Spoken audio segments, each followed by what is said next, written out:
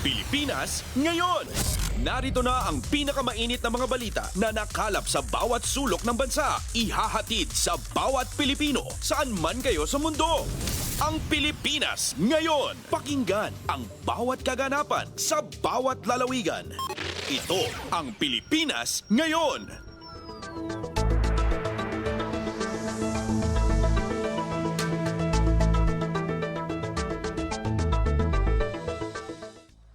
Magandang araw po sa ating mga tagapakinig. Welcome po ulit sa ating programang Ang Pilipinas.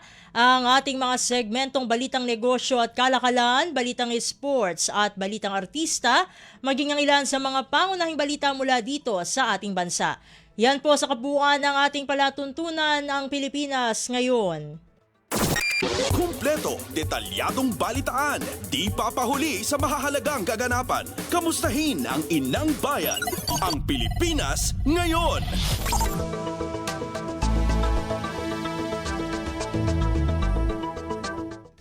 Bago tayo magtungo sa ating balitaan, alam naman natin na 10 araw na lamang ay magpapasko na. Pero syempre, alam naman din natin na sa gitna ng holiday season na ito ay siguradong dadagsa ang ating mga kababayan na pupunta sa kani-kanilang mga probinsya upang i-celebrate ang Kapaskuhan, maging siguro ang bagong taon kasama ang kani-kanilang mga pamilya. At upang tayo'y makibalita, no, kung paano ba pinaghahandaan itong pagdagsa ng mga biyaherong ito ay tayo'y makikibalita mula sa ating Philippine Coast Guard sa pamamagitan ng kanilang tagapagsalita, walang iba kundi si Captain Noemi Cayabyab. Captain Cayabyab, welcome po sa Ang Pilipinas ngayon. Si Steph Vicente po ito ng Radyo Pilipinas World Service. Yes, Ms. Steph, magandang hapon po at sa po nakikinig sa ating programa. Maraming salamat po sa pagsama niyo pong muli dito sa Ang Pilipinas ngayon. Captain Cayabyab, ano po ang mga pangunahing hakbang ng ating PCG para masiguro ang kaligtasan ng ating mga biyahero ngayong panahon nga po, no, ng holidays? Yes, Ms. Steph, handang-handa na po ang Philippine Coast Guard dito po sa pagpasok po ng ating mga bakasyonista. So ngayon po, simula December 20 hanggang January 4, magtataas po ng alert status ang ating Philippine Coast Guard sa lahat po ng operating units po natin because we will be anticipating millions of travelers po. Last year, we were able to record almost 5 million inbound and outbound passengers nationwide. So we will be anticipating that similar number or probably, Ms. Steph, no, kung gaganda po at walang weather disturbance sa pag-celebrate po ng ating holiday season, we will be anticipating more numbers pa po na ating i-cater. So ang ating Philippine Coast Guard po, pagdating po sa safety, we will be intensifying po yung pag-conduct ng ating mga pre-departure inspection, mga vessel safety inspection, ensuring po, Ma'am Steph, na wala po tayong papayagang barko na umalis sa pantalan na may mga excess passenger. And then pangalawa po, we will be also intensifying yung ating security. So we are in partnership po not only with other law enforcement agencies, pero kasama po ang Philippine Ports Authority. So we will be deploying our Coast Guard K9 working dogs to conduct a layered security. So lahat po ng ating mga pasahero na dadaan po sa ating pantalan ay dadaan po sa masusing security inspection. Bukod po dyan, to assess as well yung ating mga travelers in partnership with the Maritime Industry Authority, the PPA, and other local government agencies po, tayo po ay maglalagay ng tinatawag po nating malasakit help desk. So kasama po dyan ang PCGA, yung ating auxiliary, at maglalagay rin po tayo ng mga medical teams dyan. So in case na magkakaroon po ng mga emergency medical assistance, ay agaran po tayo makakapag-responde. At inaasahan po natin yung influx na ng ating mga turista kasi yung iba po ay para na rin po itong reunion, no, na makauwi po sa kanilang mga pamilya. Tayo rin po ay maglalagay ng ating mga rescue swimmers and lifeguards doon po sa mga coastal beaches po natin para masigurado po na mabilis po tayo makakapag-responde sa anuman pong report na maibibigay po sa atin. So definitely, Ma'am Steph, handang-handa na po ang Philippine Coast Guard sa darating po na holiday season at ang pagdagsa po ng ating mga kababayan sa mga pantalan. Captain Cayabyab, matanong ko lamang po, no, although 10 araw pa lang, no, ay saka pa lang po magpapasko, pero ilan po ang mga naka-deploy na personnel ng PCG para dun sa pagdagsa ng mga biyahero ngayong holiday season?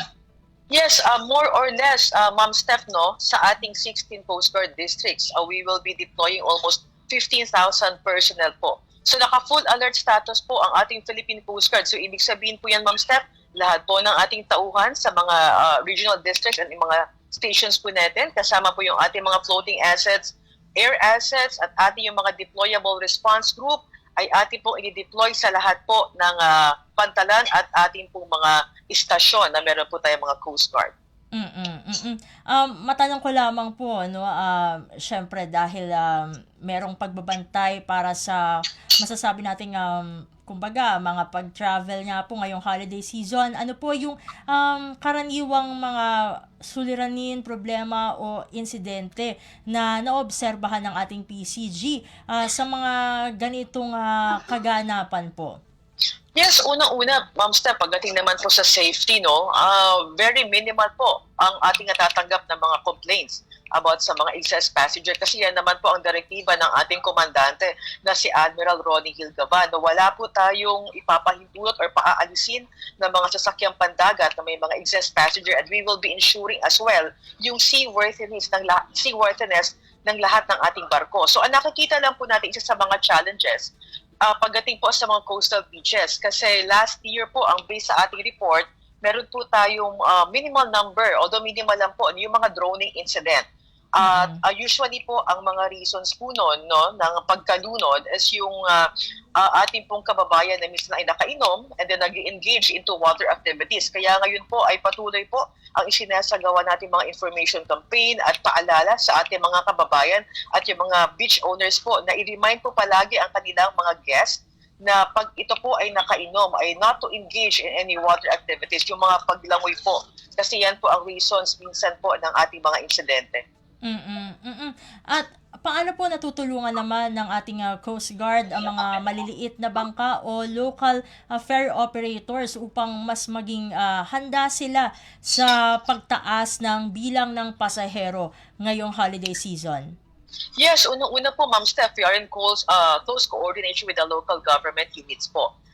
Pagdating naman po doon sa mga motor bankas na nag-engage into commercial activities, ibig sabihin po yan, Ma'am Steph, nagsasakay po ng mga pasahero, we always ensure po na i-observe po yung remind sa ating mga pasahero na isuot po palagi yung ating mga life jacket before po umalis hanggang sa makarating po sa kanilang patutunguhan.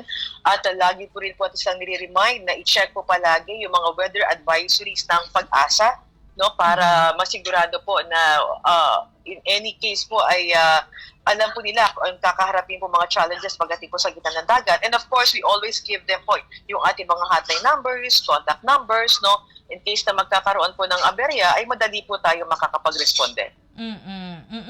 At dahil nabanggit nyo yung mga hotline numbers sa contact numbers, maaari nyo po bang maibahagi, no, dito sa programa itong mga numbers na ito para syempre mas mapalaganap natin ang mga mahalagang impormasyon, lalong-lalo na dahil dadagsa po ang mga biyahero ngayong holiday season?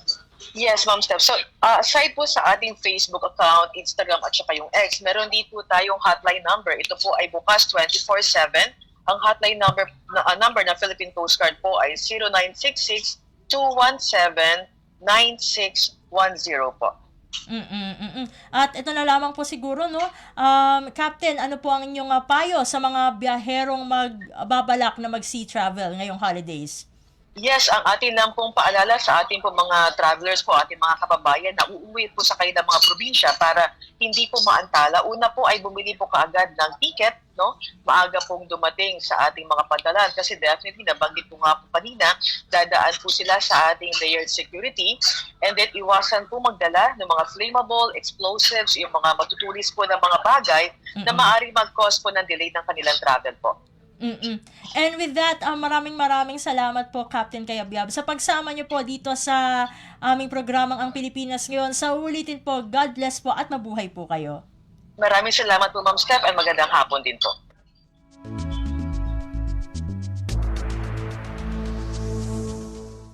At atin po nakasama dito sa ating programang Ang Pilipinas Ngayon, ang tagapagsalita po ng Philippine Coast Guard, walang iba kundi si Captain Noemi Cayabyab, patungkol pa rin sa kanilang paghahanda sa dagsa ng mga biyahero ngayong holiday season.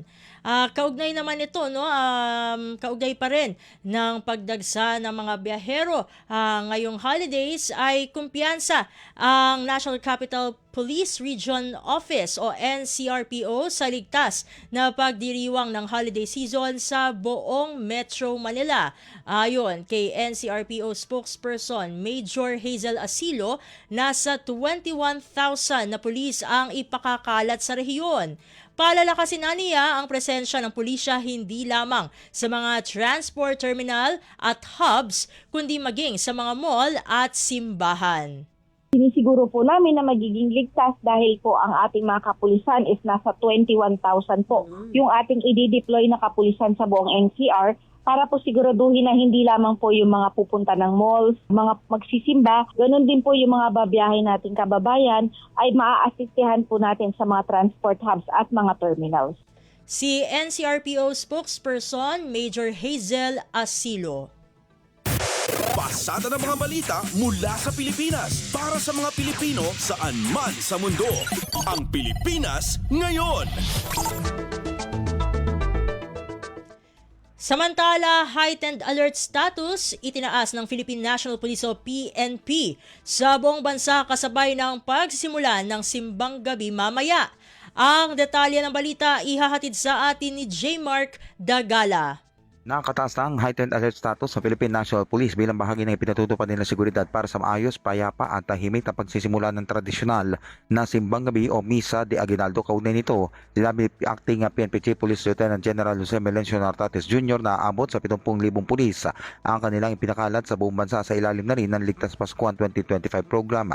Inatasan na rin ni Nartates ang kanyang mga police commander na tiyakin ang seguridad ng mga simbahan at iba pang lugar na dinarayo ng publiko, lalo na mga lugar na karaniwang pinupuntahan ng mga nagsisimba pagkatapos sa misa. Mamayang gabi pa lamang ay sisimula na ang anticipated mass para sa simbang gabi na tatagal na 7 na araw hanggang Disyembre 23, habang ang tradisyonal na Misa de Aguinaldo naman na kadalasang isinasagawa sa madaling araw ay magsisimula sa Martes, Disyembre 16 at tatagal din ng 7 na araw hanggang sa Bisperas ng Pasko, Disyembre 24. Inaasahang milyon-milyon debotong Katoliko ang lalahok sa naturang tradisyon pamasko ng mga Pilipino hanggang sa vigil o tinatawag na Christmas Eve Mass sa Disyembre 24. Kaya naman bilang bahagi ng seguridad, paiigtingin pa ng PNP ang foot patrols, checkpoints at mobile units sa paligid ng mga simbahan, habang palalakasin ang koordinasyon sa mga lokal na pamahalaan, mga opisyal ng barangay at mga otoridad sa simbahan para sa crowd management at kahandaan sa mga emergency. Para sa Bagong Pilipinas, J. Mark Dagala, Radyo Pilipinas, Radyo Publiko.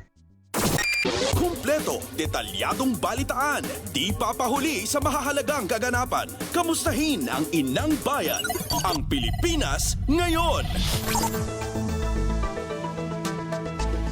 Sa iba pang mga balita, 4 na priority bills na masusing ipinaaral ni Pangulong Ferdinand R. Marcos Jr. sa 2 kapulungan ayaw na mangyari bilang mga substandard na batas. Ayon yan kay Palace Press Officer at Communications Undersecretary Attorney Claire Castro.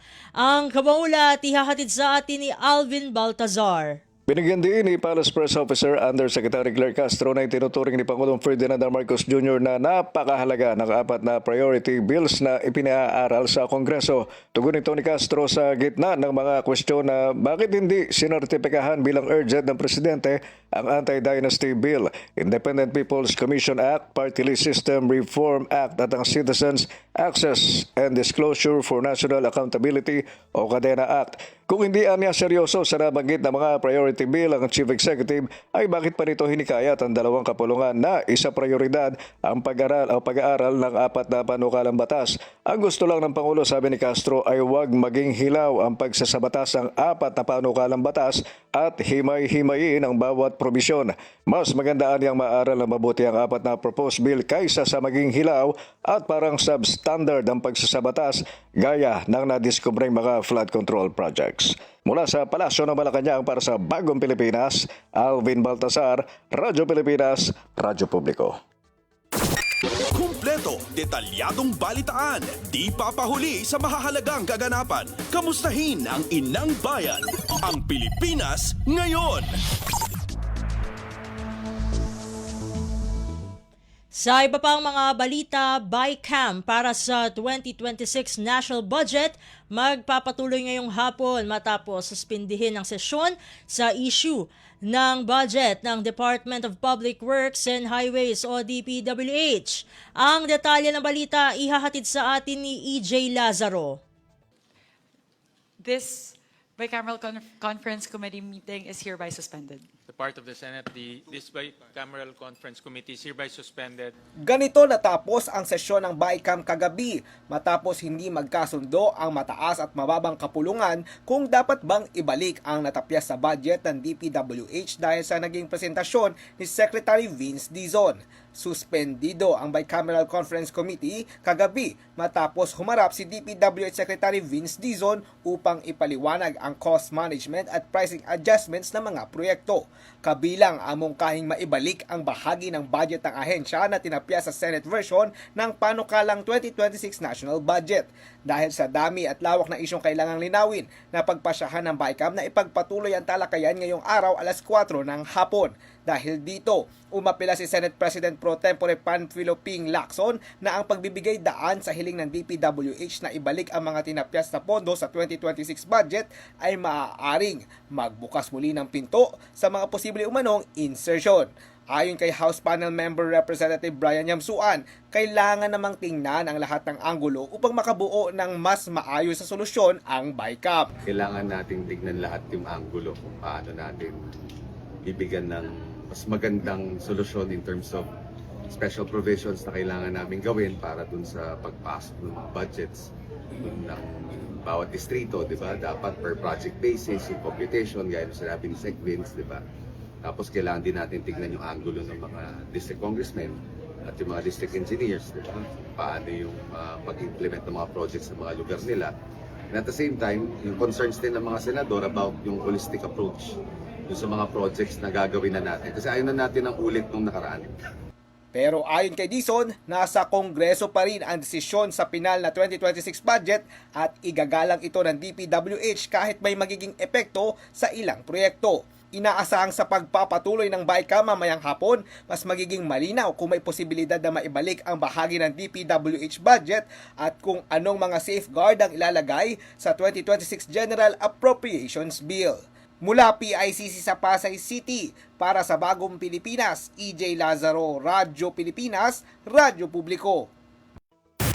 Pasada ng mga balita mula sa Pilipinas para sa mga Pilipino saan man sa mundo. Ang Pilipinas ngayon. Sa kaugnay na balita, pagbabalik ng budget na inalis sa Department of Public Works and Highways o DPWH, maaaring maging daan sa pagbabalik ng insertions. Yan ay ayon kay Senador Ping Lacson. Ang kawangulat ihahatid naman sa atin ni Nympha Asuncion. Nagbabala si Senate President Pro Tempore Ping Lacson na posibleng maging daan para sa pagbabalik ng mga insertions kung pagbibigyan ang hiling ng DPWH na maibalik ang mga tinapyas na item sa kanilang panukalang pondo para sa susunod na taon. Giti Lacson, kung ang mga item na nais ibalik ng DPWH ay wala sa bersyon ng Senado at Kamara ng panukalang budget, hindi maaaring umaksyon ang alinmang kapulungan dito dahil napagkasunduan na nilang ang mga disagreeing provisions lang ang tatalakayin sa Bicameral Conference Committee. Ayon sa Senador, kung pagbibigyan ng hiling ng DPWH ay magbubukas lang ito ng pagkakataon na magpasok ng kung ano-ano pang item na wala naman sa bersyon ng magkabilang kapulungan ng panukalang pondo. Una nang humiling si DPWH Secretary Vince Dizon na ibalik ang mga binawas na halaga sa mga proyekto sa budget ng DPWH para sa 2026 dahil sa pagbawas na dulot ng Construction Materials Price Data o CMPD. Gayunpaman, pinunto ni Lacson na maaari namang humingi ng tulong ang DPWH sa Malacanang kung kailangan ito ng dagdag na pondo para sa mga programa, aktibidad at proyekto. Anya, may kakayahan naman ng Malacanang na mag-realign ng pondo mula sa Special Purpose Fund o SPF at dito dapat sila ang hingi ng pandagdag. Mula Senado para sa Bagong Pilipinas, Nympha Asuncion, Radyo Pilipinas, Radyo Publiko. Kumpleto, detalyadong balitaan, di papahuli sa mahahalagang kaganapan. Kamustahin ang inang bayan, ang Pilipinas ngayon. Samantala, mariing itinanggi ng Department of Public Works and Highways o DPWH ang mga ulat na ibinalik na ng ahensya ang dating mas mataas na presyo ng mga proyektong pang-infrastruktura. Ginawa ni DPWH Secretary Vince Dizon ang paglilinaw sa pulong ng Bicameral Conference Committee hinggil sa panukalang 2026 National Budget. Ayon sa kalihim, hindi na ibabalik sa dating mas mataas na halaga ang mga presyong ibinabana ng kagawaran. Hindi na rin aniya ito maibabalik sa hinaharap dahil sa reformang isinusulong ni Pangulong Ferdinand R. Marcos Jr. Hindi po totoo yun. Ang presyo po na ibinibana natin ay hindi ibabalik sa lumang mas mataas na presyo. At sa tingin ko po, dahil sa reforma ng Pangulo, hindi na ito imababalik in the future. Dahil sino pa pong presidente o DPWH secretary ang pwedeng balik nito na ngayon na ibabana natin sa tamang presyo. Sabi pa ni Secretary Dizon na hindi maaaring ipatupad ng buo o sa lahat ng line item ng General Appropriations Bill o GAB ang nabawasang material cost na ipresenta ng DPWH makaraang mabawasan ang pondong ilang proyekto kasunod ng pagbusisi ng Senado. Dahil dito, nagresulta anya ito sa dalawang sitwasyon. Una, may mga proyektong kulang sa pondo at pangalawa ay mayroon namang sobrang pondo o maaari pang bawasan. Dagdag pa ni Dizon, mali ang pagpapatupad ng adjustment factor na ibinigay ng DPWH sa Senado.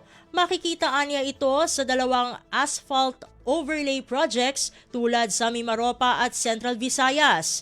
Naintindihan naman ng kalihim kung bakit binawasan ng Senado ng 68% ang asphalt overlay projects sa Mimaropa dahil siya mismo ang nagbigay ng negative 68% adjustment factor.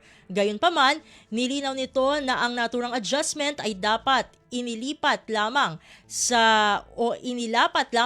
sa gastos ng materyales at hindi sa kabuuang tinatayang gastos ng buong proyekto. Kung overpriced po ang Region 4B on average ng 68%, hindi po pwedeng i-apply yung 68% sa lahat ng proyekto. DPWH Secretary Vince Dizon. Pasada ng mga balita mula sa Pilipinas para sa mga Pilipino saan man sa mundo. Ang Pilipinas ngayon. Sa iba pang mga balita, hindi magiging madali ang pagbabalik ng tinapyas na pondo ng Department of Public Works and Highways o DPWH. Ito ang sinabi ng ilang senador sa pagdinig ng Bicameral Conference Committee hinggil sa panukalang 2026 National Budget. Ayon sa mga mababatas, ang pag-alis ng naturang pondo ay nag-ugat mismo sa mga isiniwalat ni DPWH Secretary Vince Dizon na may mga item sa budget na overpriced. Dahil dito, iginiit ng mga senador na dapat panindigan ang mga reformang sinimulan at ang mga impormasyong inilatag ng kalihim sa Kongreso. Binigyang diin din ng mga senador na ang tiwalang ibinibigay kay Dizon ay mahalaga sa pagpapatuloy ng mga diskusyon, lalo na sa usapin ng tamang paggastos ng pondo ng bayan at pagpigil sa katiwalian sa mga proyektong pang-infrastruktura. Samantala, inamin ni Senate Finance Committee Chair, Senador Sherwin Gatchalian na hindi siya tiwala sa ilang district engineer ng DPWH kasunod ng pagkakasangkot sa maanumalyang flood control projects. Pero mahalaga aniyang matiyak na walang overpricing sa mga materyales na gagamitin sa mga proyekto ng pamahalaan. Alam ko, linilinis niyo ho ang mga hanay ng district engineering offices, buong DPWH, pero that will take time. Habang ho kayo, kailangan relentless, tuloy-tuloy, dapat ho walang patid, pero that will take time. Ang hindi lang ho namin kayang gawin, alam ho namin na mayroong mga overpricing dito sa budget na ito. Tapos pag na-approve ho natin at diretso ho yung budget sa District Engineering Office at hindi pa ho nalilinis, itong mga corrupt officials gagawa ho yan ng paraan para magamit yung pondo. Senate Finance Committee Chair, Senador Sherwin Gatchalian. Kumpleto, detalyadong balitaan, di papahuli sa mahahalagang kaganapan. Kamustahin ang inang bayan, ang Pilipinas ngayon. Samantala, yung o House Young Guns Block, mariing tinuligsa ang China sa pang-water cannon sa mga Pilipinong mangingisda sa Escoda Shoal. Ang detalye ng balita, ihahatid sa atin ni Kathleen Forbes. Mariing kinondena ng House Young Guns Block sa Kamara ang umano'y agresibo at illegal na paggamit ng high-pressure water cannon ng China Coast Guard laban sa mga mangingisda na Pilipino malapit sa Sabina Shoal o Escoda Shoal sa West Philippine Sea nitong December 12, 2025. Nagpahayag ang grupo ng pakikiisa sa mga nasugatang mangingisda at nanalangin para sa kanilang agarang pagaling. Pinuri rin nila ang Philippine Coast Guard sa kabila ng paulit-ulit na pagharang ng mga sasakyan dagat ng China dahil nakarating ang PCG sa lugar upang magbigay ng agarang lunas at supply. Ginit ng grupo na ang naturang insidente ay paglabag sa international law kabilang na ang UNCLOS at 2016 Arbitral Award na kumikilala sa soberanyang karapatan ng Pilipinas sa West Philippine Sea. Nanawagan ng House Young Guns sa international community na panagutin ang China at iginiit ang pagbabalik sa rules-based na dialogo. 3 mangingisda na sugatan habang 2 namang katutubong bangkang pangisda na sira dahil sa lakas ng water cannon na ginamit ng China. Para sa Bagong Pilipinas, Kathleen Forbes, Radyo Pilipinas, Radyo Publiko. Pasada ng mga balita mula sa Pilipinas para sa mga Pilipino saan man sa mundo. Ang Pilipinas ngayon. Samantala, tamang pag-aalaga sa kalusugang pangkaisipan ngayong panahon ng Kapaskuhan, ibinahagi ng Department of Health o DOH. Ang detalye ng balita ihahatid sa atin ni Lawrence Tanhoco. Nagpaalala ang Department of Health o DOH sa publiko na pangalagaan ng mental health lalo na ngayong holiday season. Ayon sa DOH, ang mga biro o paghahambing tungkol sa itsura at kalagayan ng isang tao kahit hindi sinasadya ay maaaring makasakit at magdulot ng stress lalo na sa loob ng pamilya sa panahon ng Pasko. Hinikayat ang publiko na maging maingat sa mga komento at matutong gumamit ng coping strategies upang harapin ang stress at ang emotional stress o yung emosyonal na pagkapagod. Handa namang magbigay ng tulong ang National Center for Mental Health. Maaaring tumawag sa 1553 crisis hotline para sa agarang mental health support. Binigyan din ng DOH na mahalaga ang kalusugang pangkaisipan at na bawat buhay ay mahalaga lalo na sa panahong dapat ay puno ng pag-unawa at malasakit. Mula pa rin dito sa lungsod ng Maynila para sa Bagong Pilipinas, Lawrence Tanhoco ng Radyo Pilipinas, Radyo Publiko. Pasada ng mga balita mula sa Pilipinas para sa mga Pilipino saan man sa mundo. Ang Pilipinas ngayon. Sa iba pang mga balita, Department of Foreign Affairs o DFA, inatasan na ang Philippine Consulate General sa Sydney, Australia para tutukan kung mayroong Pilipinong nadamay sa isang Jewish event sa naturang lugar. Ang kabang ulat ihahatid naman sa atin ni AJ Ignacio. Inatasan na ng Department of Foreign Affairs ang ating Philippine Consul General sa Sydney upang i-monitor kung may Pilipinong nadamay sa nangyaring mass shooting sa isang Jewish event sa Bondi Beach, Australia. Ayon kay Foreign Affairs spokesperson Angelica Escalona, na patuloy ang kanilang pakikipag-ugnayan sa Australian government kung may Pilipinong nadamay sa nasabing insidente kung saan pumitil ng maraming buhay at dami ng sugatan ang malagim na mass shooting. Batay sa pinakauling datos mula sa Australian authorities, as of this moment ay walang Pilipinong naitalang sugatan o nasawi sa naturang mass shooting. Patuloy naman ayon kay Escalona ang monitoring ng ating konsulado doon at pag-alalay sa ating mga kababayan at matiyak na walang nadamay sa nasabing insidente. Mula pa rin dito sa tanggapan ng DFA para sa Bagong Pilipinas, AJ Ignacio, Radyo Pilipinas, Radyo Publiko. Kumpleto, detalyadong balitaan, di papahuli sa mahahalagang kaganapan. Kamustahin ang inang bayan, ang Pilipinas ngayon.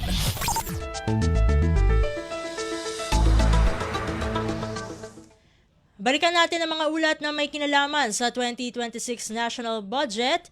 Ikinalugod ng pinuno ng Project NOAA o Nationwide Operational Assessment of Hazards ang plano ng Bicameral Committee o Bicameral Conference Committee na pondohan ang naturang proyekto. Sa panayam ng programang Front and Center ng Radyo Pilipinas World Service, sinabi ni Project NOAA Executive Director Dr. Mahar Lagmay na malayo ang mararating ng 1 bilyong piso na proposed budget para sa proyekto upang tukuyin ang mga hazard na malaking tulong para makabuo ng mga science-based interventions. Sa pamamagitan aniya ng Project NOAA, matutukoy ang mga posibleng intervention upang maiwasan ang mga panganib na dala ng mga kalamidad. Disaster risk reduction. That 1 billion will go a long way, I think, because it's not just enough to identify the hazards. If we are to use science, we use science in identifying hazards. We have to identify also the necessary interventions, and we need science for that as well. And the interventions come not just for building dikes, for engineering. It also applies to using science to be able to find the appropriate interventions across all sectors. That means that Project NOAA Executive Director Dr. Mahar Lagmay. Pasada ng mga balita mula sa Pilipinas para sa mga Pilipino saan man sa mundo. Ang Pilipinas ngayon. Sa kaunay na balita, nasa 70% ng kumpleto ang hazard map ng Project NOAA o Nationwide Operational Assessment of Hazards. Sa programang Front and Center ng Radyo Pilipinas World Service, sinabi ni Project NOAA Executive Director Dr. Mahar Lagmay na nakamit nito ang nasabing porsyento, 10% na mas mataas kumpara sa 60% na completion rate nito noong nahinto ang pagpobondo sa proyekto noong taong 2017. Dagdag pa ni Dr. Lagmay, malaki ang maitutulong ng 1 bilyong pisong proposed fund para sa Project NOAA upang may update na ang mga mapa at masimulang muli ang hazard mapping. it's probably about maybe 70%. But with that 1 billion funding, we can update the maps and we can complete the remaining ones that still need to be done. Project NOAA Executive Director Dr. Mahar Lagmay. Kumpleto, detalyadong balitaan, di papahuli sa mahahalagang kaganapan. Kamustahin ang inang bayan, ang Pilipinas ngayon.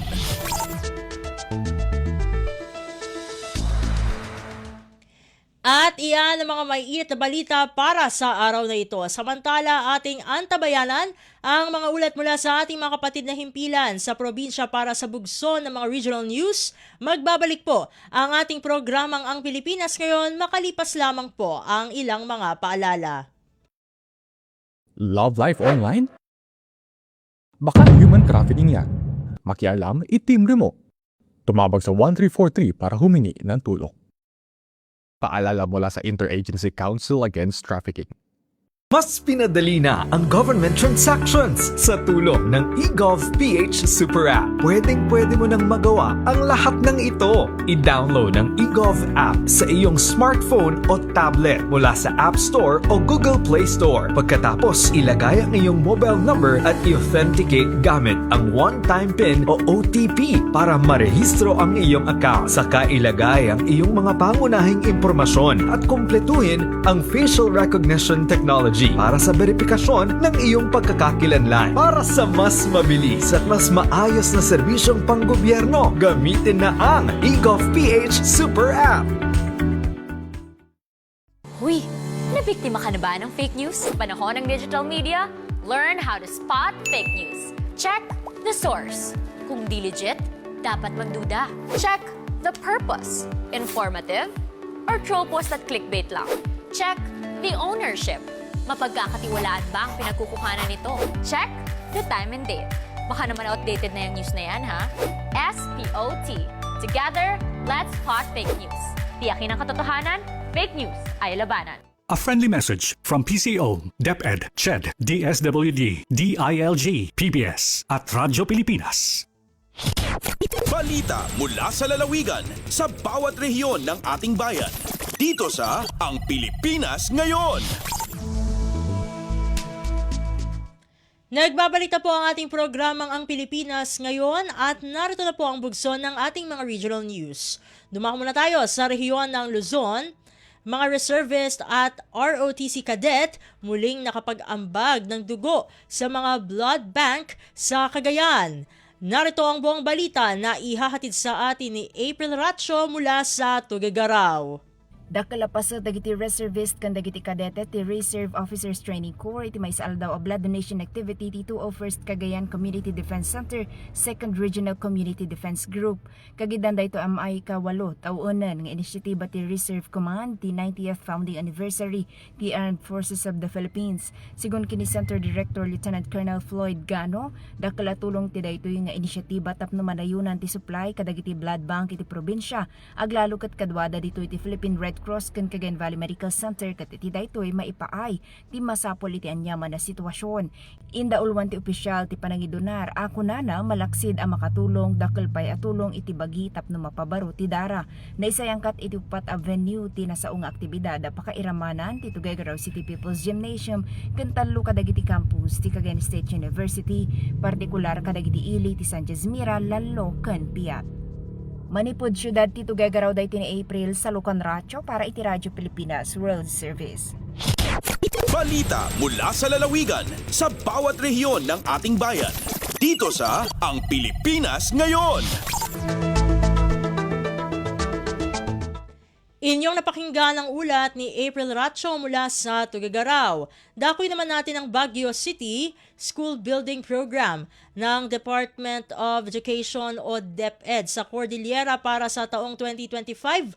Walang naipatupad. Ang kabang ulat ihahatid sa atin ni Jong Munar. Awan iti na-implementar kadagiti proyekto iti Department of Education Cordillera iti sidong iti school building program sigon kini Regional Director Estela Leon Carino. Nasa una may sa dayto e parekot nga sangsangwen iti ahensya no sa din amin nga school building projects baruman wenno repair Gabaldon Last Mile School ken health facilities ket awan tinarugyan. Inlawlawag na nga dagitoy kat naipaima iti Department of Public Works and Highways para iti implementasyon. Nakunana sa magmamano a rason iti naawat daket manaremaan iti proseso iti procurement kastamatan iti clearances manipod iti Department of Environment and Natural Resources. Namnamana nga iti tawan na 2026 kat marugyan iti implementasyon ni gitoy kenno may palubas kat ti DepEd mismo iti mga patungpal tapno adda iti makompleto nga pagadalan. May na daytoy nasaritaan na dagiti school building projects iti 2024 ket sumagmamano pa lang iti kadigitoy tigdama nga may patpatungpal. Imunamutan nga kinunana karaman kadigiti karet nga sangsangwan ti ahensya iti bunag iti pagadalan ket iti kinaawan iti supply ti kuryente kadigiti sa nga gasot sa nga pulo kat siyam nga eskwelahan an energized computer 1,682 no laptops 1,391 iti classrooms ket kasapulan iti 3,000 upat nga gasot inam nga pulo kat siyam library 1,424 schools, 1,420 kadigiti clinics, ken TVL equipments 142 schools. Manipod Radyo Pilipinas Baguio, Jong Munar nang ipadamag para ti Radyo Pilipinas World Service. Balita mula sa lalawigan sa bawat rehiyon ng ating bayan. Dito sa Ang Pilipinas Ngayon. Inyong napakinggan ang ulat ni Jong Munar mula sa Baguio City. Puntahan naman natin ang Virac. Agarang aksyon ng Virac Municipal Police Station nagresulta sa ligtas na panganak ng isang ginang. Ang kabuang ulat ihahatid sa atin ni Rosie Nieva. Tulos na nagresponde ang kapulisan kan Virac Municipal Police Station sa pangingenot ni Police Major Kenneth Ding Gutierrez, Chief of Police Macalis makaresibinin report dapit sa sarong bados na harani ng mga ki asin nangangaipon ng transportasyon asin medical na tabang. Huli sa amay na aksyon kan kapulisan, salbado nga na ipangaki anong boys sa ospital asin parehong nasa marhay ng kamugtakan ang mag-ina. Patunay ang insidenteng ini sa padagos na dedikasyon kan Virac Municipal Pilipinas World Service. Balita mula sa lalawigan sa bawat rehiyon ng ating bayan. Dito sa Ang Pilipinas Ngayon. Inyong napakinggan ang ulat ni Rosie Nieva mula sa Virac. Dumako na tayo sa rehiyon ng Kabisayaan. Bacolod City Congressman Albi Benitez, pinasalamatan si Pangulong Ferdinand R. Marcos Jr. sa pagsasagawa ng inspeksyon sa Oplan Kontra Baha Program ng lungsod. Ang detalye ng balita ihahatid sa atin ni Janelle Baclay mula sa Iloilo. Kinpasalamatan ni Bacolod Congressman Albi Benitez si Presidente Ferdinand R. Marcos Jr. matapos gina-inspeksyon siniya pila ka proyekto sa syudad kabahin sang Oplan Kontra Baha nga programa sang gobyerno. Suno kay Congressman Benitez dako ini nga bulig labi na ang suporta sa national government kaupod ang DPWH sa pagpatigayon sang clearing kag dredging activity sa mga nagapanguna nga suba kag creek sa Bacolod City agud masolusyonan ang problema sa baha. Sa nagdikad ka Disyembre 12, sa gininspeksyon sa Presidente kaupod si DPWH Secretary Vince Dizon ang Mambulo Creek nga isa sa mga importante nga waterway sa Bacolod City nga ginapaydalom sa dredging activity. Magluwas sa Mambulo Creek, ikapaydaloman sa clearing operation ang Banago, Mandalagan River, Maupay River, Lupit River, Masungkay River, Tangob, Pahanukoy kag Sumag Creek sa Bacolod City kabahin sa programa sa Oplan Kontra Baha. Gikan sa Iloilo, Janelle Baclay, Radyo Pilipinas, World Service. Balita mula sa lalawigan sa bawat rehiyon ng ating bayan. Dito sa Ang Pilipinas Ngayon. Inyong napakinggan ang ulat ni Janelle Baclay mula sa Iloilo. Puntahan naman natin ang rehiyon ng Mindanao. Pag-abot program team ng Department of Social Welfare and Development o DSWD patuloy sa kanilang operasyon. Narito ang kabang ulat ni Maymay Benedicto mula sa Davao. Una pa man mahuman ang tuig 2025, padayon ang pagtubag sa DSWD Field Office 11 sa pag-abot program sa mga individual o pamilya nga temporaryong nagpuyo sa mga dalan aron nga masiguro ang ilahang kaluwasan ug matagaan og sakto nga tabang. Niaging semana malampuson nga na-profile sa pag-abot team kauban ang Philippine National Police, City Social Welfare and Development Office, Buhangin District ug mga opisyal sa barangay ang 53 ka mga individual nga misilong sa usa ka bahin sa dalan sa barangay Buhangin sa siyudad sa Davao. Ang mong aktibidad parte sa regular nga reach out operation sa pag-abot program nga nagtumong sa pag-awhag sa mga ana sa street situations nga makabalik sa ilang mga lokalidad ug matagaan og social protection services. Base sa profiling ang mga individual o pamilya naggikan sa San Fernando, Bukidnon ug Kitcharaw, Agusan del Sur. Sa karon nagapadayon ang koordinasyon tali sa DSWD ug sa ilahang receiving LGU aron nga masiguro ang ligon, luwas ug maayong pagbalik sa ilahang mga tagsa-tagsa ka mga komunidad. Gikan Davao City, Maymay Benedicto para sa Radyo Pilipinas World Service. Balita mula sa lalawigan sa bawat rehiyon ng ating bayan. Dito sa Ang Pilipinas Ngayon. Inyong napakinggan ang ulat ni Maymay Benedicto mula sa Davao. Puntahan naman natin ang Butuan.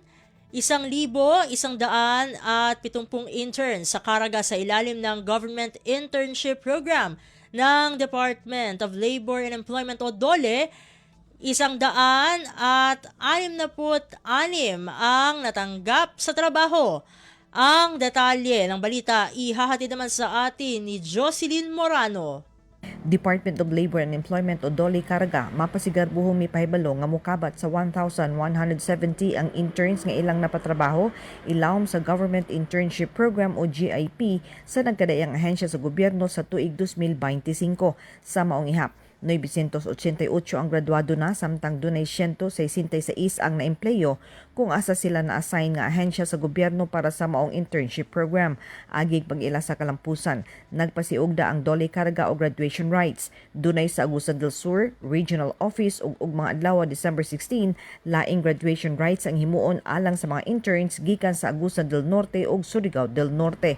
Usa sa nakapang-empleyo mao si Marlo De Castro, kinsa nakakumpleto sa iyang 6 ka bulan nga internship sa Commission on Human Rights Caraga ug padayon nga nadbaho human ma-hire isip job order employee ug nakabaton sa promosyon sa permanent position isip process server ilawom sa Administrative Support Division.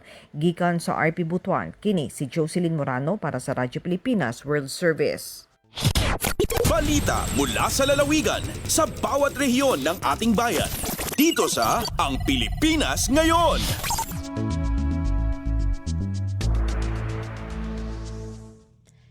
Inyong napakinggan ang ulat ni Jocelyn Morano mula sa Butuan. Dadako naman tayo sa Marawi. Mga magsasaka sa isang bayan sa Lanao del Sur tumanggap ng tulong pang-agrikultura mula sa Provincial Agriculturist Office ng Lanao del Sur. Narito si Malik Mambuay para sa balita. Diarpa numero sa municipal Jaraman sa kaya probinsya Asian Sarudin Hoki at yung suwa kinipamgan kung mga fertilizers sa certified dry seeds o din narate kung mga to sa 80 kato mga taribas so kapadaya ko amibulo sa panagutaman ko kapapakapia ko kataribas o sang kaya darpa. Peter Mayor Adio nga padaya ko panamarang kaya gobyerno sa kapagugupi kumadaklataw labaw lang sa mga taribasok kansira na kalbudi ko kakawiagan ng gulalan ko kataribasok kapapakaugup mambu ko kalilindi nga ko panganungkan na gusto kapkaluwagi ko pag tao. Si Ma'am Sibay Amana, Sidik Agriculturist 2 PLG o PAG, na bintugyan sa mga talibasok sa bituan siran sa Heroes of the Community o di na barabantug ako pang sabab ko mangaw yap kyugupiran ko kapapakaraguliran sa ilaw nagupkog panirang panalano dulsur ko kapapakapia ko kambasok. Peter Ruyan so kibulo sugi kanggalbak sa kaplupa na malap kyugupiran ko katitiknaw kawiyagan Augusto pagingad. Sundalay dayaog ba fertilizer sa gumangarti ko mga talibasok napkog pansiran sa mala ap karaguniran sa giyamambu ang gobyerno sa Lanao del Sur na malas sa panginamiran sa pakalasosukatan o mga taribasok. Gibo si Malik Mambuhay po sa Marawi City para sa Radyo Pilipinas World Service. Balita mula sa lalawigan sa bawat rehiyon ng ating bayan. Dito sa Ang Pilipinas Ngayon. At inyong napakinggan ang ulat ni Malik Mambuhay mula sa Marawi. Dito na nagtatapos ang bugson ng ating mga regional news. Narito naman ang ating segmentong Balitang Negosyo at Kalakalan na susundan ng segmentong Balitang Esports. Parehas pong ihahatid sa atin ng ating kasamang si Leo Magpayo. Magbabalik ang ating programang Ang Pilipinas Ngayon makalipas lamang po ang ilang mga paalala. Paano nga ba mag-register para magkaroon ng schedule sa Bagong Pilipinas Presidential Action Center? Narito ang mga dapat gawin. Gamit ang iyong mobile device, pumunta sa eGovPH app. Pwede itong i-download mula sa Apple App Store o sa Google Play Store. Gumawa ng account. Ilagay ang email address, valid mobile number, pagkatapos ay makakatanggap ka ng one-time code sa iyong email. Gamitin ang code sa eGov app para sa verification ng iyong account at ng mga impormasyong ibinigay. Congratulations! Meron ka ng eGovPH app account. Pwede mo na ma-access ang iba't ibang serbisyo ng gobyerno kabilang ang mga serbisyo sa Bagong Pilipinas Presidential Action Center. Lagay ng ekonomiya, kalakalan, negosyo at iba pa. Atin ang alamin dito sa Ang Pilipinas Ngayon.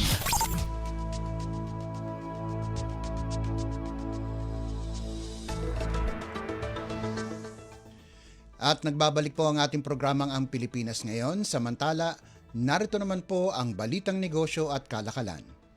Naghahanda ang Asian Development Bank o ADB ng humigit kumulang 4 bilyong dolyar o tinatayang 236 na bilyong piso sa mababang interes na Official Development Assistance o ODA para sa Pilipinas sa taong 2026 bilang suporta sa malakas na pipeline ng mga pangunahing proyekto ng bansa.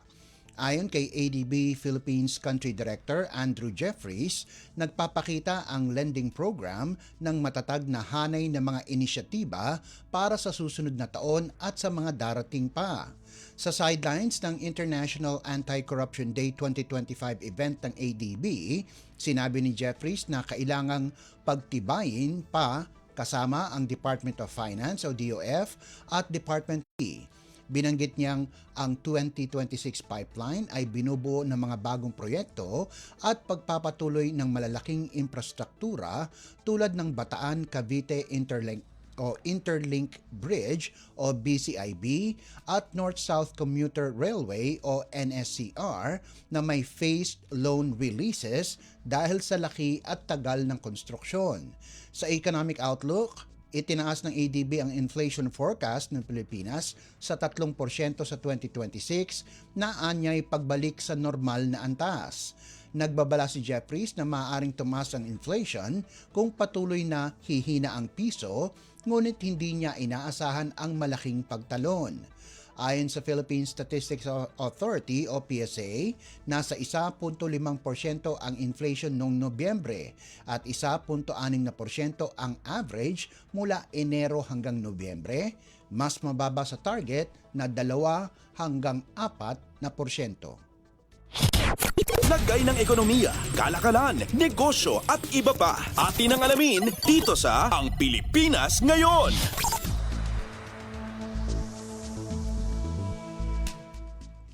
Inaasahang mananatiling mas mababa sa target ang paglago ng ekonomiya ng Pilipinas hanggang sa susunod na taon, kasunod ng mas matinding pagbagal noong ikatlong quarter, ayon yan sa International Monetary Fund o IMF.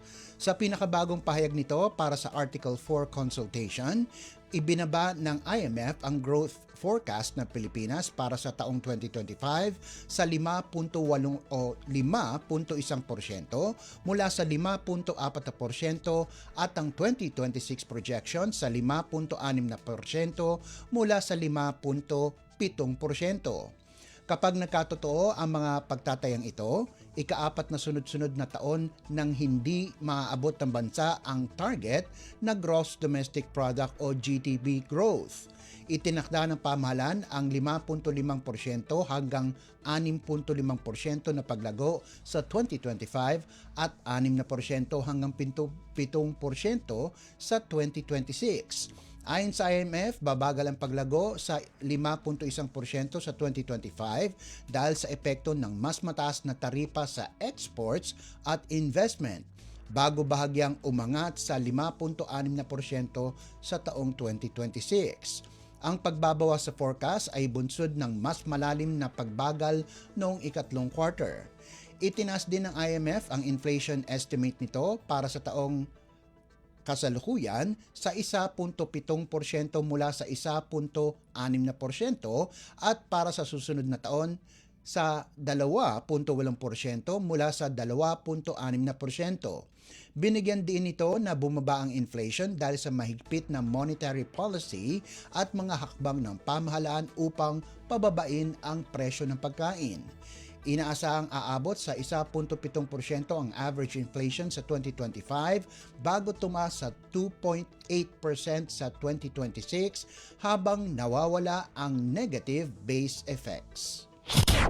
Lagay ng ekonomiya, kalakalan, negosyo at iba pa. Atin ang alamin dito sa Ang Pilipinas Ngayon.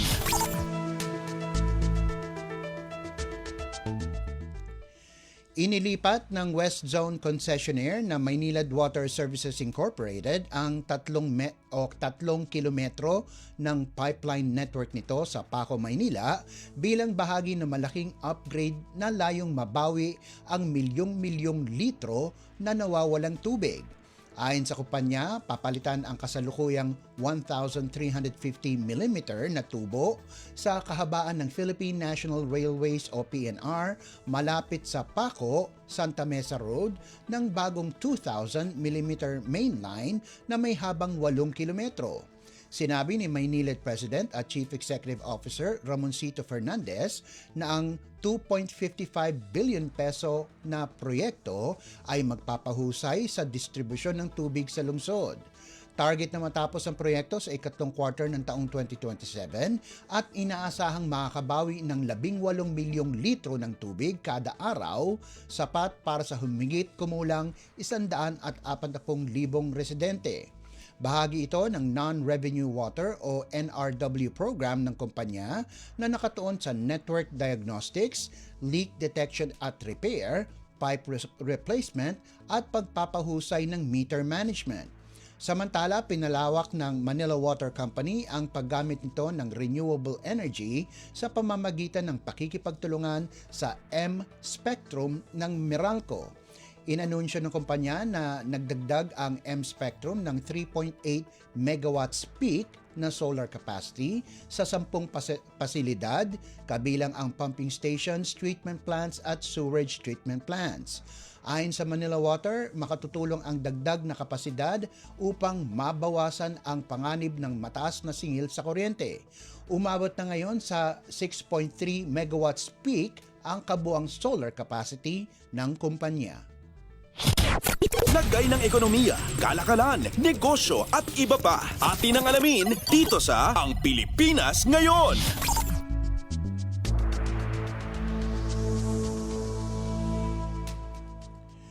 Tinataya ng Chamber of Automotive Manufacturers of the Philippines Incorporated o CAMPI ang 5% na paglago sa benta ng sasakyan sa susunod na taon, bunsod ng mas maayos na supply chain, paglabas ng mga bagong modelo at mas malawak na pagtanggap ng publiko sa electric vehicles o EVs.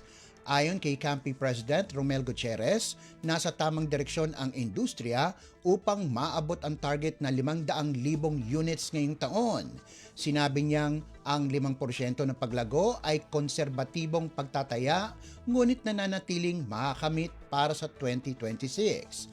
Kapag naabot ng CAMPI at Truck Manufacturers Association o TMA ang target ngayong taon, katumbas ito ng humigit kumulang 525,000 units na mabebenta sa susunod na taon. Batay sa ulat ng industriya, umabot na sa 383,424 units ang benta ng passenger cars hanggang Oktubre o 76.68% ng taunang target. Inaasahan niyang mas tataas pa ang benta ng EVs sa 2026, lalo't tinatayang aabot ang segment sa 12% ng kabuang benta ngayong taon. Dagdag pa niya, maging ang mga modelong tulad ng Toyota Vios ay mayroon ng hybrid variant, patunay ng paglipat ng merkado sa electrification. Umabot sa 24,265 units ang kabuang EV sales sa unang 10 buwan o 6.33% ng kabuang benta, ngunit hindi kasama rito ang mga kumpanyang hindi miyembro ng CAMPI at TMA. Binanggit din ni Gutierrez na ang tumataas na pangangailangan mula sa ride-hailing drivers ay isa pang salik na magtutulak sa mas mataas na benta ng sasakyan. Lagay ng ekonomiya, kalakalan, negosyo at iba pa. Atin ang alamin dito sa Ang Pilipinas Ngayon.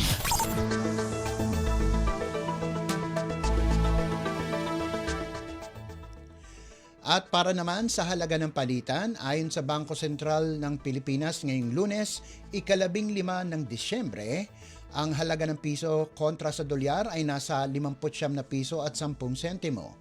Ang Japanese yen naman po ay nakakahalaga ng 38 sentimo. Ang Singaporean dollar ay nasa 45 piso at 76 na sentimo. 4 na sentimo naman ang won ng South Korea at nagkakahalaga ng 8 piso at 38 sentimo ang isang yuan ng China. Sa iba pang palitan, ang Hong Kong dollar ay nagkakahalaga ng 7 piso at 59 na sentimo. Ang British pound naman ay katumbas ng 79 na piso at 11 sentimo. Nasa 69 na piso at 38 sentimo ang euro, 42 piso at 74 na sentimo ang Canadian dollar, habang ang Saudi Arabian Riyal ay nagkakahalaga ng 15 piso at 75 sentimo. Lagay ng ekonomiya, kalakalan, negosyo at iba pa. Atin ang alamin dito sa Ang Pilipinas Ngayon.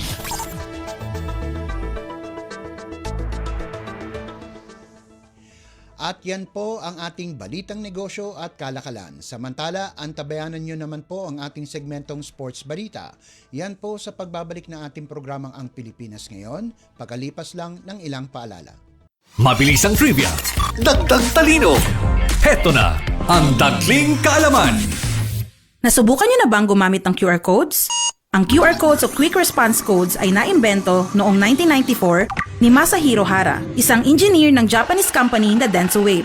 Pangunahing layunin nito ang pag-label at i-track ang automotive parts.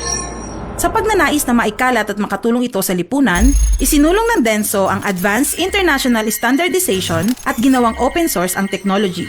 At ngayon, ito ay ginagamit na sa lahat, mula sa mobile payments hanggang sa restaurants, event tickets at authentication system.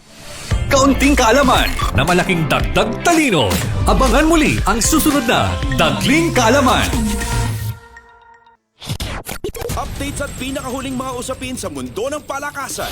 Atin ang pakinggan dito sa Ang Pilipinas Ngayon.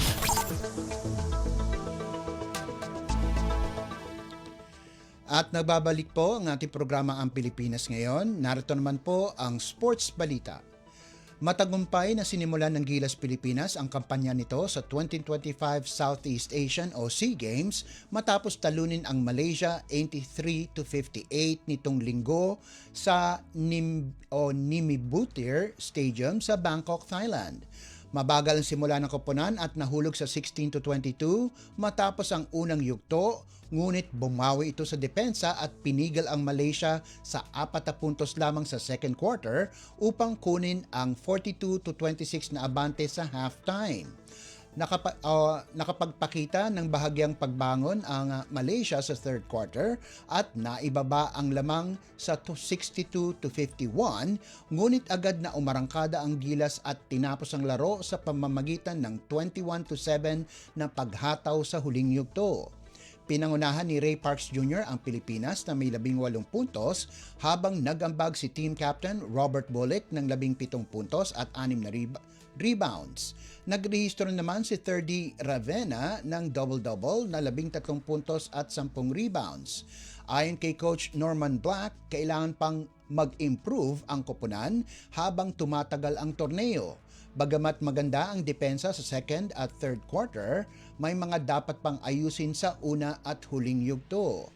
Tumira lamang ng 33.3% ang Gilas mula sa field, ngunit bumawi sa free throws 30 of 35 at nakakuha ng 22 puntos mula sa 17 turnovers ng Malaysia. Pinangunahan naman ni Chun Hong Ting ang Malaysia na may 21 puntos. Target ng Pilipinas ang sweep at ang semi-final spot laban sa Vietnam sa Lunes.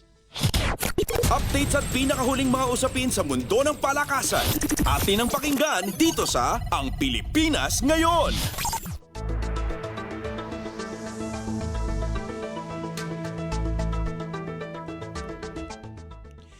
Samantala, ginulantang ng Philippine Women's National Football Team ang host nation Thailand sa semifinal ng 2025 Southeast Asian o SEA Games sa Chonburi Stadium nitong linggo ng gabi.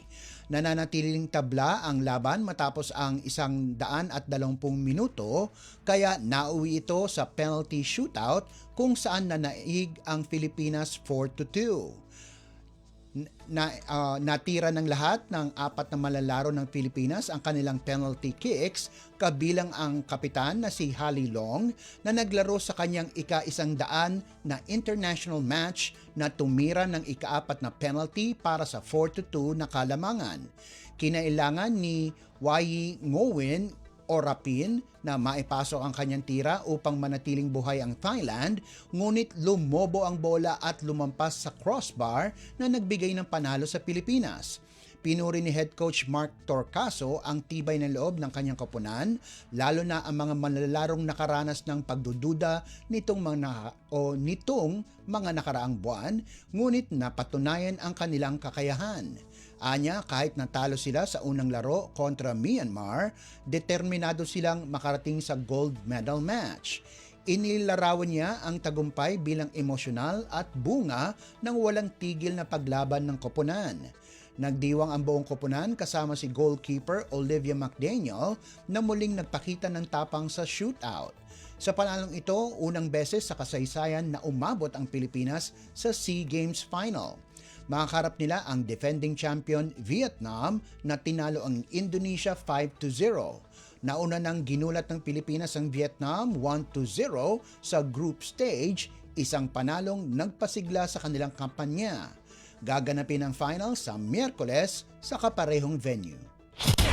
Updates at pinakahuling mga usapin sa mundo ng palakasan. Atin ang pakinggan dito sa Ang Pilipinas Ngayon.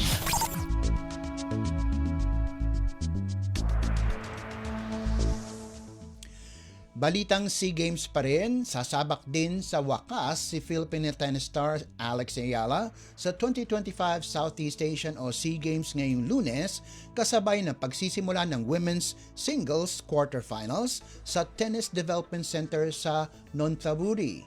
Bagamat kasama siya sa roster, hindi siya naglaro sa team event kaya't mas inaabangan ang kanyang unang paglabas sa torneo. 2 laban ang haharapin ni Ayala sa iisang araw, isa sa women's singles at isa sa mixed doubles. Kapag nanalo siya sa parehong quarterfinals, tiyak na 2 medalya ang madaragdag sa kanyang koleksyon dahil siguradong may bronze na siya sa 2 event. Ngunit nakatutok ang lahat sa kanyang kampanya sa singles kung saan target niyang makuha ang kanyang unang SEA Games Gold sa ikalawang pagsabak niya sa kompetisyon. Makaharap niya si Shihomi Leong ng Malaysia sa singles quarterfinal. Mas may karanasan na ngayon kumpara noong 2022, si Ayala ang inaasahang magdadala ng medalya para sa Pilipinas sa individual events. Ayon kay women's team head coach Denise D, mahusay ang naging training week ni Ayala at handang-handa na ito matapos ang matagumpay na Asian Circuit stint. Bagamat matindi ang kompetisyon, naniniwala si D na nasa magandang kondisyon si Ayala at mataas ang kanyang kumpiyansa. Sa mixed doubles, makakapareha niya si Nino Alcantara matapos silang makakuha ng bye sa round of 16. Makakaharap nila ang mananalo sa laban ng Indonesia at Singapore. Galing si Ayala sa isang matagumpay na kampanya sa Women's Tennis Association o WTA na nag-angat sa kanyang career high ranking na number 50. Isa rin siya sa mga flag bearer ng Pilipinas sa opening ceremony kasama si Alas Pilipinas Men's Volleyball Team Captain Brian Bagunas. Updates at pinakahuling mga usapin sa mundo ng palakasan. Atin ang pakinggan dito sa Ang Pilipinas Ngayon.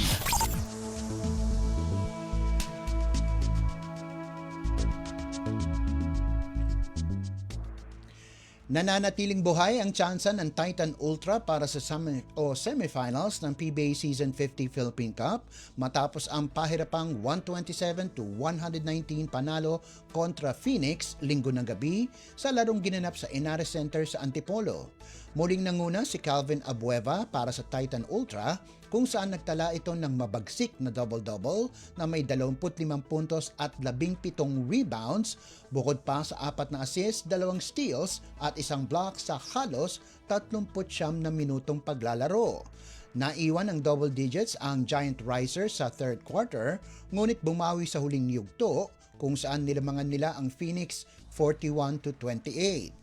Matapos itabla ni Tyler Teo ang score sa 105, may mahigit 7 minuto pa, kumamada ang Titan ng 7 magkakasunod na puntos, tinapos ng layup ni Abueva upang makuha ang kontrol ng laro. Nag-ambag ng tig 21 puntos sina Joshua Monzon at Aris Dionisio para sa Titan Ultra na umangat sa 4-6 record at may isang laban na lang kontra Barangay Ginebra. Bumagsak naman sa 3-8 ang Phoenix na natanggal na sa kompetisyon. Nanguna si Jason Perkins na may 24 na puntos habang nagtala si Tio ng 16 na puntos at 10 assists. Samantala, umarangkada ang Meralco Bolts sa likod ng impresibong laro ni CJ Cancino upang talunin ang Converge 105-84. Ito ang ikatlong sunod-sunod na panalo ng Bolts na umangat sa 6-4 at may isa pang laban sa pagtatapos ng eliminations. Kasalukuyan silang tabla sa Converge at NLEX para sa ika-5 hanggang ika-7 pwesto at may pag-asa pa para sa twice to beat sa quarterfinals. Agad naglatag ng tono ang Meralco sa pamamagitan ng 33-7 opening quarter na hindi na nakabawi ng Fiber Xers at nalubog pa ng hanggang 31 puntos. Nagpakawala ng 27 puntos si Juan Gomez de Liaño at may 19 si Justin Arana, subalit nakuha pa din ng Converge ang kanilang ikalawang sunod na talo. Updates at pinakahuling mga usapin sa mundo ng palakasan.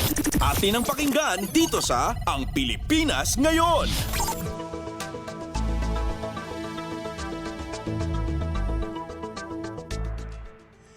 At bilang pangwakas sa ating segmentong sports balita, ipinakita ng University of the Philippines ang kanilang composure para puwersahin ang De La Salle University sa winner-take-all Game 3 sa UAAP Season 88 Men's Basketball Finals.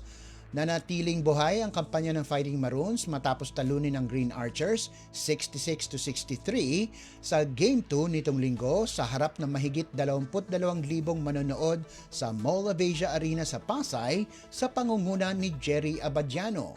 Inako ng senior captain ng State U ang responsibilidad sa huling bahagi ng laro, kumumada ng 6 sa kanyang 17 puntos sa mga huling minuto upang pahabain ang season para sa kanya at sa kapwa miyembro ng Maroon 5. Nakakuha ng suporta si Abadiano kay Francis Nyoroka na nakapagtala ng double-double na may 13 puntos at 13 rebounds, 12 puntos kay Noy Remogat at 6 na puntos, 5 rebounds at matibay na depensa kay Jacob Baila.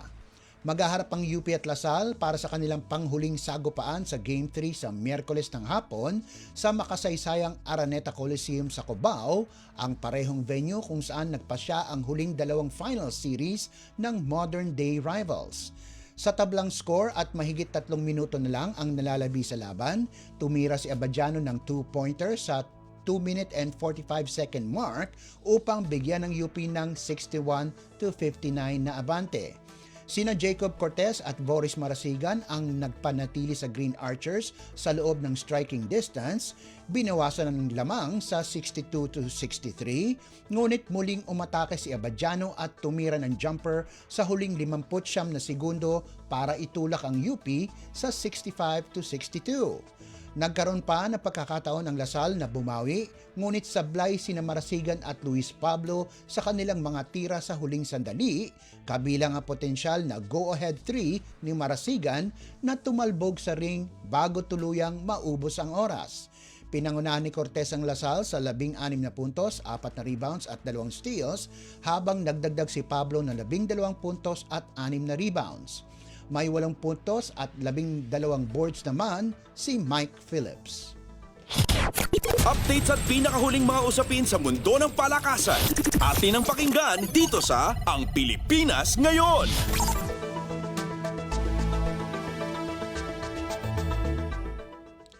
At yan ang pinakauling balita sa larangan ng palakasan. Ito po si Leo Magpayo. Samantala, susunod naman po ang ating segmentong Balitang Artista na ihahatid sa inyo ni Mama JT. Yan po sa pagbabalik ng ating programang Ang Pilipinas Ngayon, pagkalipas lang po ng ilang paalala.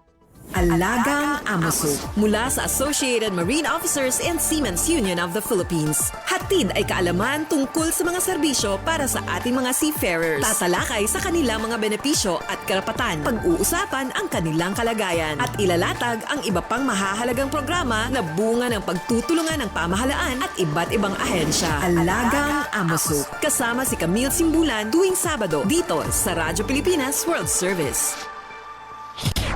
Ang latest, ang hottest sa showbiz and entertainment. Heto na sa Ang Pilipinas Ngayon.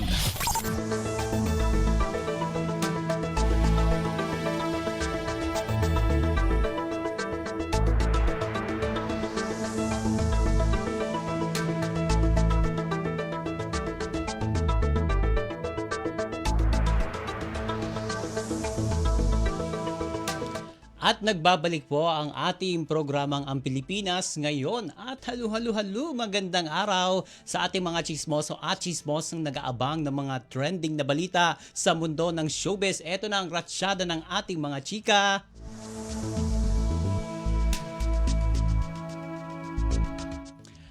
Balik Amerika ang aktor na si Mateo Guidicelli para muling mag-aral sa isang sikat na universidad sa buong mundo. Partikular na nagbalik si Mateo sa Harvard Business School upang kumuha ng panibagong programa. Yan ang Creating Brand Value Course. Sa kanyang YouTube vlog, ikunento niyang mas kampante at mas handa na siya ngayon kumpara nung una niyang pag-aaral sa Harvard kung saan nakaramdam siya ng kaba at intimidation. Ngayon, mas sanay na siya sa kapaligiran at mas madali nang makipag-engage sa mga kaklase. Ayon kay Mateo, karamihan sa mga kalahok ay mula sa creative industry, kaya naging mas relatable ang mga naging talakayan. Malaki raw ang naitulong ng programa sa kanyang paggunawa sa global perspectives at pagbuo ng international network. Binahagi rin niya kung bakit mahalaga sa kanya ang patuloy na pag-aaral, lalo na't lumalawak ang kanyang mga negosyo gaya nga ng G-Prod at G-Music. At maraming fans ang pumuri sa kanyang dedikasyon sa personal branding at business growth. Matatandang una siyang nag-aral sa Harvard noong 2024 sa Negotiation and Competitive Decision Making Program, kung saan nakatrabaho niya ang mga kilalang eksperto at iba't ibang professionals mula sa iba't ibang bansa. Ang latest, ang hottest sa ang ilan sa mga magagaling na artista. Pinuri niya si Nadine Lustre na co-star niya sa MMFF 2025 film na Call Me Mother dahil 3 beses na silang magkasama at malaki ang naitutulong ni Nadine sa kanyang performance, lalo na sa mabibigat na eksena. Nagpasalamat din si Vice kina Eugene Domingo at Gladys Reyes na dati rin niyang nakatrabaho dahil kahit simpleng tingin o hawak pa lang daw ng mga ito ay nakakatulong ng malaki sa paglabas ng emosyon sa eksena. Aminado rin si Vice na may pressure siyang nararamdaman tuwing kasama si Nadine dahil sa dami ng kanyang nakuhang Best Actress Awards. Pero sa oras na magsimula na ang kanilang mga eksena, nawawala na raw ang kaba niya dahil sa suporta at galing ni Nadine na nagbibigay sa kanya ng positibong epekto at mas natural na pag-arte. Ang latest, ang hottest sa showbiz and entertainment. Heto na sa Ang Pilipinas Ngayon. At bago po pagpapatuloy ng ating showbiz balita, narito muna, padaanin muna natin ang Palace Press Briefing kasama po si Yusek Claire Castro.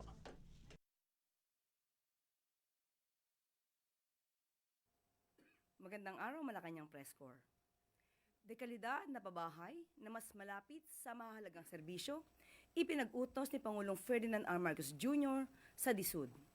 Alinsunod sa layunin ni Pangulong Ferdinand R. Marcos Jr. na pagaanin ang pamumuhay ng mga residenteng lilipat sa mga pabahay ng pamahalaan. Ipinag-utos ngayong araw ng Pangulo sa Department of Human Settlements and Urban Development sa pangunguna ni Secretary Jose Ramon Aliling na unahin ang pagbibigay ng mga dekalidad ng mga pabahay malapit sa trabaho, terminal, at iba pang pangunahing serbisyo ng pamahalaan.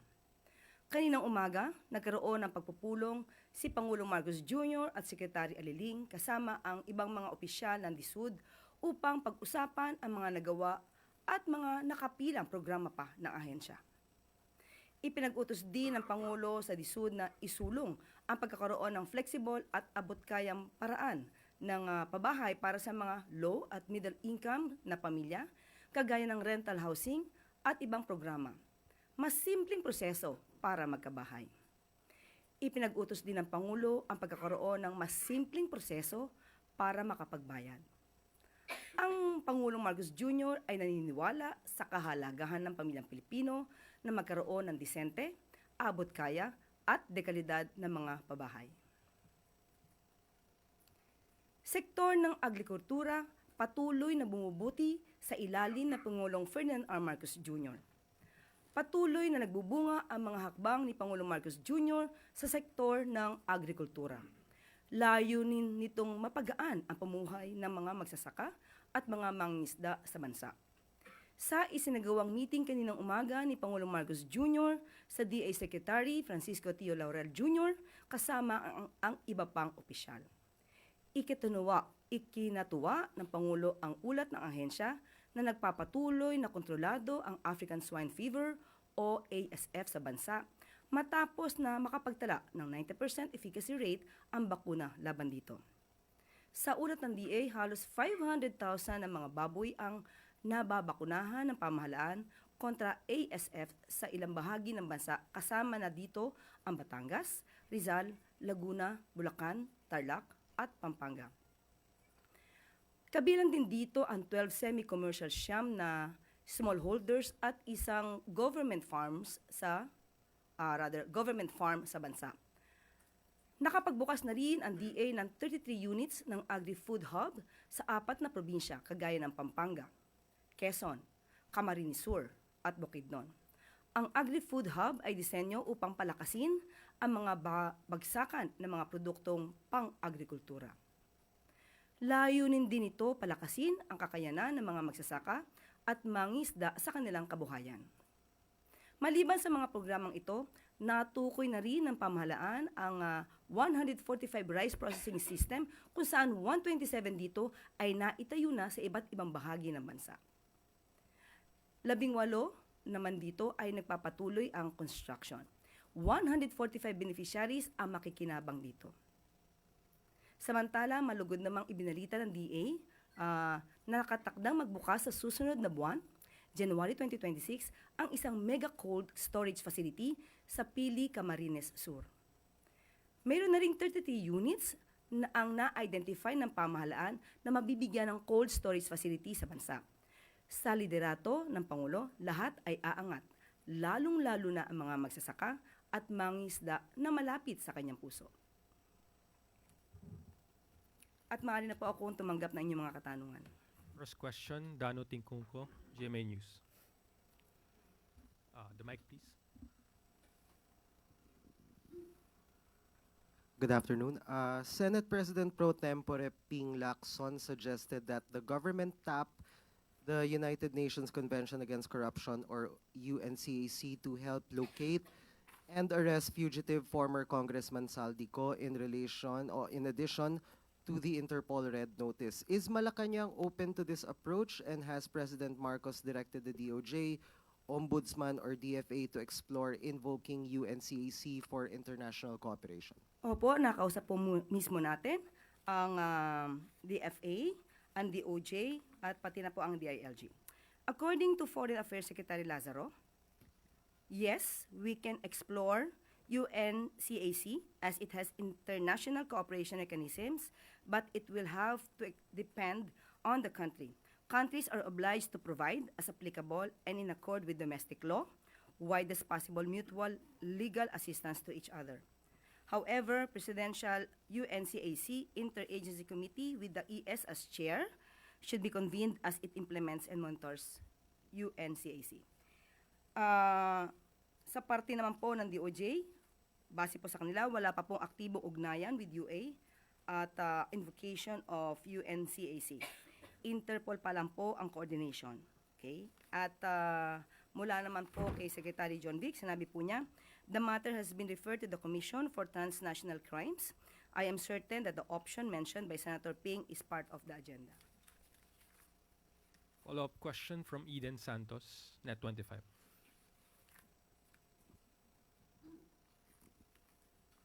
Yes, good afternoon po. Dito po sa pakikipag-ugnayan natin, hindi lang naman po sa UNCAC, yung Interpol ay may ugnayan na po ang bansa natin, ng ating gobyerno.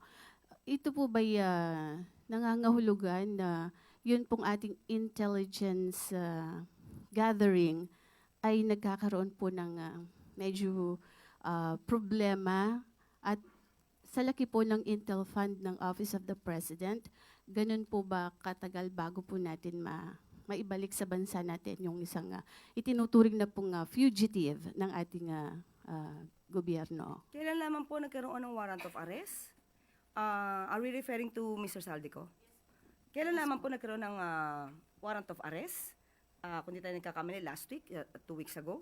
But hindi po ibig sabihin ito na napakatagal na po. Nakita po natin kung paano po magtrabaho ang DILG, DFA, at hindi po ito, wala pong kinalaman to sa Intel Funds.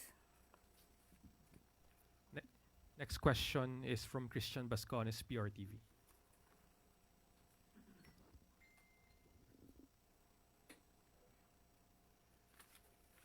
Aside from Zaldico, Yusek Claire, 10 days before Christmas, ngayon ang pangako ng Pangulo, makukulong na ang mga nasasangkot sa flood control scandal before Christmas. If we remember right, 37 po yung nabanggit niya ng mga individual ang nasa listahan ng Pangulo. Ang tanong po ng taong bayan, may makukulong pa po ba bago matapos ang taon o bago magpasko? Katulad po ng pangako ng Pangulo ay mayroon mai-issue ng warrant of arrest, may hindi magiging maganda ang Pasko dahil sa mga nasangkot sa maanumalyang flood control project. So abangan na lang po natin dahil ito naman din po ay sa ating pagkakaalam ay talagang tinatrabaho rin po at pinagtutuunan ng pansin ng DOJ pati na po ng Ombudsman. Next question is Clay Pardilla from PTV. Good morning po, Yusek. Yusek, dati China's actions were directed at PCG and BFAR vessels. Pero for the first time po in the most recent incident, around 20 fishing boats of Filipinos in Escoda Shoal were subjected to water cannoning and dangerous maneuvers. Some sustained injuries. How concerning is this for the President?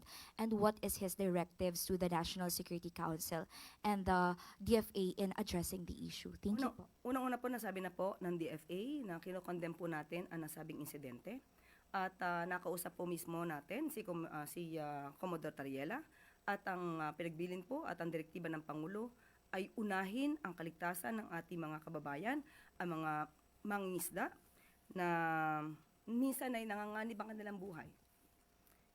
At pinag-utos din po na magkaroon ng deployment sa mga strategic location para mabantayan at mabigyan proteksyon ang ating mga mangingisda.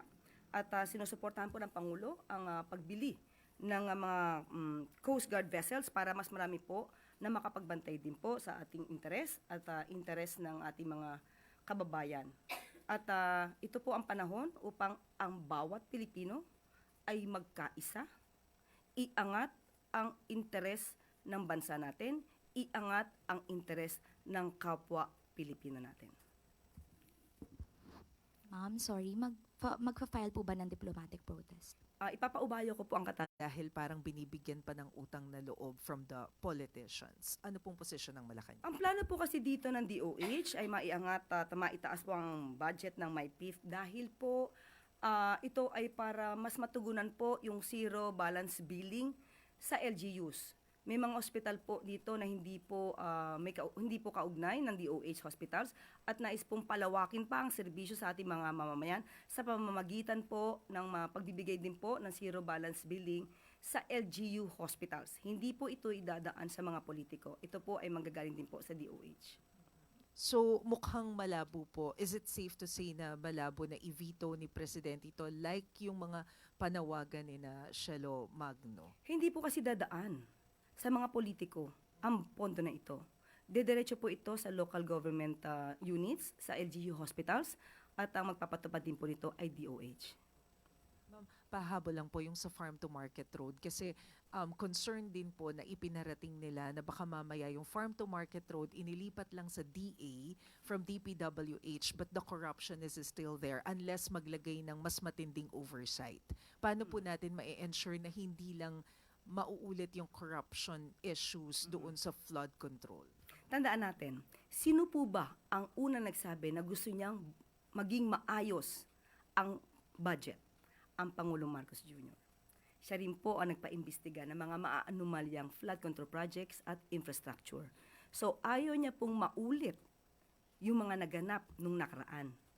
Kaya ito po ang nais niya, maging maayos lahat ang transaksyon, maging bukas sa publiko. Kaya po nagkakaroon po tayo ng transparency portal at yan din po ang gagawin po ng DA.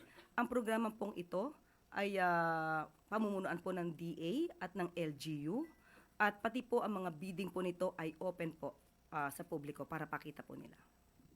Salamat po. Next question, Chloe Hufana, Business World. Good afternoon, Yusek. Last week, the economic managers and the BSP met po. May we know what did they discuss and what steps did the President order our economic managers po to address the continued weakness of the peso? Yes, mahaba po ang napagmitingan. Unang-una, babanggitin ko na po, and I quote, "The Bangko Sentral ng Pilipinas allows the exchange rate to be determined by market forces. We continue to maintain robust reserves." At kung ano po ang kanilang mga hakbang, ito po, at ating iisa-isahin.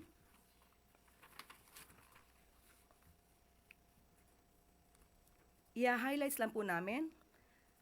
Inflation remains low, continues to be within the target for the next 2 years. This will drive domestic demand. At ang mga gagawin po, unang-una po ay The economic theme continues to clear bottlenecks to attract more private sector participation. These include the temporary suspension of all field audits and related operations of the Bureau of Internal Revenue in response to taxpayers' concerns on letters of authority and mission orders. Number two, the government will reduce regulations and processes that hamper investments and will soon announce new initiatives and investment opportunities for the private sector, particularly in the agriculture sector. Number three, the government continues to arrest those responsible for the flood control anomalies, with more personalities expected behind bars by year-end. Ongoing efforts to address infrastructure gaps and game-changing investments reforms, such as the Public-Private Partnership Code, the Create More Act, the Enhanced Fiscal Regime for Large-Scale Metallic Mining, the Capital Markets Efficiency Promotion Act, or CMEPA, and the Investors Lease Act are expected to boost economic productivity and foreign direct investments. The government is also fast-tracking the rebuilding of critical infrastructure in communities hit by recent calamities to restore economic activity and support livelihood. So ilan lamang po ito sa kanilang mga napag-usapan. Ano pong outlook ng economic team ng BSP with the peso? Tingin po ba natin before the year ends, bababa na po ulit, yung lalakas na po ulit ang peso natin, or ang outlook po ba ay magpapatuloy pa rin siya sa 59 levels? Meron po sila nakikita. Ang sabi po nila, the country's low and stable inflation is among the strengths cited by Standard & Poor's when it reaffirmed the Philippines BBB Plus, high investment grade rating with a positive outlook. A high grade, or rather a high credit rating, signals investors a strong vote of confidence in President Ferdinand R. Marcos Jr.'s leadership. So yun po yung kanilang nakikita. Thank you po. Last question is from Ann Soberano, Bomborad.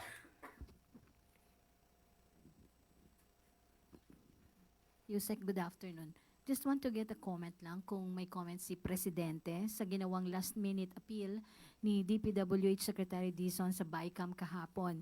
Hiling kasi niya na ibalik daw yung 54 billion na binawas sa budget ng agency. Ang reason po ay ang pagbaba ng construction materials sa price data. Alam po ba ito ni Presidente? Nakonsulta po ba siya ni Secretary Dizon? Opo, kung tutusin po, meron po kasing request na budget na po ang DPWH at nagkataon po na itong budget na po ito ay binawasan po ng, sa Senado.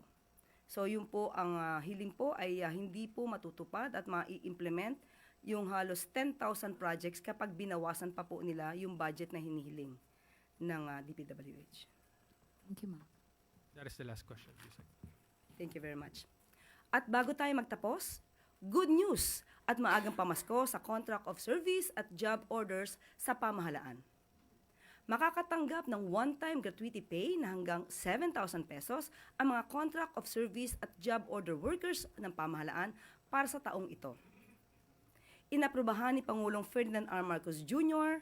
ang Administrative Order No. 39 kung saan mabibigyan ng hindi lalampas sa 7,000 pesos ang mga COS at JO na nakapagbigay ng kabuang hindi bababa sa 4 na buwang aktwal at maayos na serbisyo hanggang December 15 o hanggang ngayong araw. Saklaw ng gratuity pay ang mga kontrata ng national government agencies, state universities and colleges, government-owned or controlled corporations, at local water districts. Hinihikayat din ang mga local government units na magbigay ng gratuity pay sa kanilang CEOs at JO workers, depende sa pag-aproba ng kaukulang supplemental budget at sa availability ng pondo. Ang mga COS at JO workers na nakapaglingkod ng mas mababa sa 4 na buwan hanggang December 15 ay makakatanggap din ng prorated na gratuity pay. Sa ilalim ng Marcos administration, ipagpapatuloy ng pamahalaan ang polisiya sa pagbibigay ng year-end gratuity pay sa mga COS at JO workers bilang pagkilala sa kanilang papel sa mahalagang programa, aktibidad at proyekto ng pamahalaan.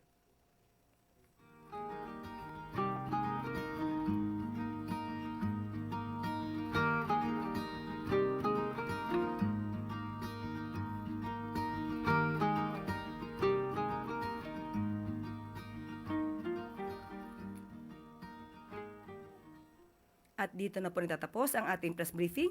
Magandang araw para sa bagong Pilipinas. At inyo pong napakinggan ang Malacanang press briefing na pinangunahan ni PCO Undersecretary at Palas Press Officer Attorney Claire Castro. Magpapasalamat muna tayo sa ating mga nakasama sa studio na sina Milo Jonella, Susan Aison, Hiro Lucero, Justin Ocias at Anthony Pimentel.